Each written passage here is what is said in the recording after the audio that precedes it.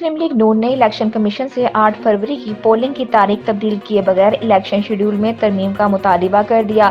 رہنما مسلم لیگ نون اسحاق ڈار نے election commission of Pakistan کو مراسلہ بھیج دیا۔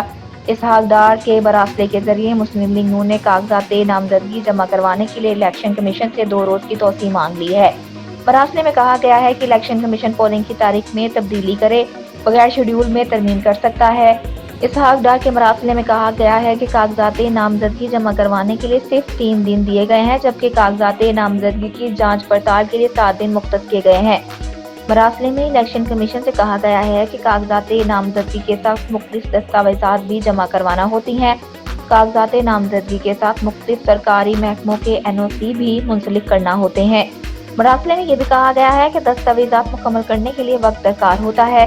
دستاویزات مکمل نہ ہونے پر کاغذات نامزدگی مسترد ہو جاتے ہیں۔ پاکستان مسلم لیگ نون کے قائد نواز شریف نے کہا ہے کہ پاکستان کی اقلیتیں ملک کا قیمتی اثاثہ ہیں۔ کون مسلم ہے کون غیر مسلم، ہم نے کبھی کوئی امتیاز نہیں کیا۔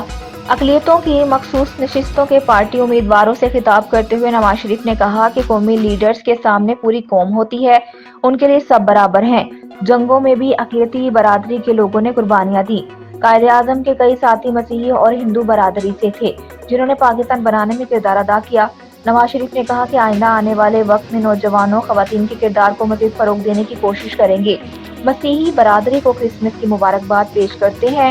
ہم سب ایک ملک کے رہنے والے ہیں، میرے لیے سب برابر ہیں۔ اقلیتیں پاکستان کا اثاثہ ہیں۔ پاکستان اقلیتوں کے بغیر مکمل نہیں۔ ملک و قوم کے لیے خدمات پر اقلیتی برادری کو سلام پیش کرتا ہوں۔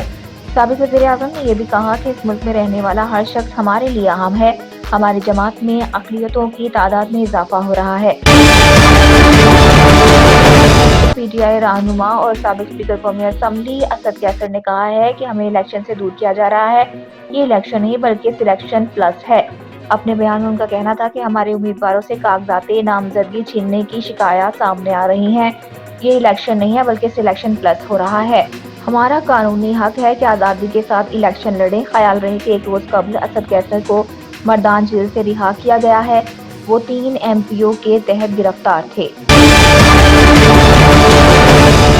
دفتر خارجہ کی ترجمان ممتاز زہرا بلوچ نے کہا ہے کہ TTP کی طرف سے جدید ہتھیاروں کے استعمال پر تشویش ہے۔ پاکستان افغانستان سے TTP کے بارے میں مؤثر اقدامات کی توقع کرتا ہے۔ اسلام آباد میں ہفتہ وار بریفنگ کے دوران دفتر خارجہ کے ترجمان نے کہا کہ امید کرتے ہیں افغانستان کی سرزمین پاکستان مخالف استعمال نہ ہو۔ بھارتی انٹیلیجنس ایجنسی کی پاکستان میں دہشت گردی کی مالی معاونت پر تشویش ہے۔ بھارتی ایجنسی کی معاونت سے متعدد دہشت گرد گروپ پاکستان میں متحرک ہیں۔ آنے والے دنوں میں اس کی مزید تفصیلات دیں گے۔ ترجمان کا کہنا تھا کہ افغانستان کی طرف سے TTP کے خلاف کسی ایکشن اور اس کے مؤثر ہونے کے بارے میں کچھ نہیں کہہ سکتے۔